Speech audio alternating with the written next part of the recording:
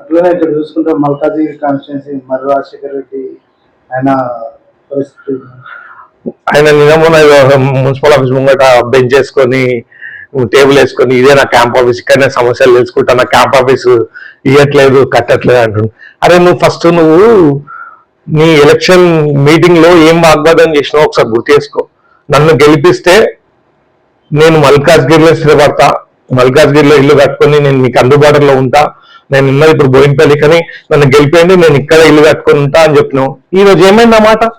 ఎక్కడ పోయింది అన్నమాట? నువ్వు ఈ రోజు వచ్చి మున్సిపల్ ఆఫీస్ ముంగట ఏదో డ్రామాలు చేసుకుంటా, ఇది కరెక్టా నీకు? నువ్వు ఇచ్చిన వాగ్వాదం ఏది? అది నువ్వు ఇక్కడ ఒక ఆఫీస్ పెట్టలేకపోయినా ఇన్ని రోజులలో నువ్వు అసలు కాన్స్టిట్యున్సీలు ఎక్కడ కనపడలేదు కదా.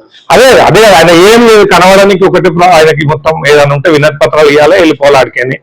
ఏమనంటే ఇప్పుడు నిన్న మొన్న కొత్తగా స్టార్ట్ చేసిన టేబుల్ వేసుకొని నాదే క్యాంప్ ఆఫీస్, ఈ క్యాంప్ ఆఫీస్ నాకు కట్టేయట్లేదు క్యాంప్ ఆఫీస్. ఎందుకంటే సార్ నువ్వు చెప్పినట్టు నువ్వు ఎలక్షన్ ముందు చెప్పినావు కదా, నేను ఇల్లు కట్టుకుంటా, ఇక్కడే ఉంటా, అందరికి అందుబాటులో ఉంటా అని చెప్పి. ఏమైంది? గత ఎమ్మెల్యే ఏం చేసిండు?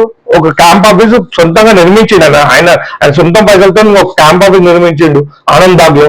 అట్లా నువ్వు కూడా ఒక క్యాంప్ ఆఫీస్ ఒక ఇల్లు చేసుకొని ప్రజలకు అందుబాటులో ఉండాలి. నువ్వు కాకుండా నేను ఇట్లా అని చెప్పి గవర్నమెంట్ బ్లేమ్ చేయడం తప్ప ఇంకేముంది నీతో పని?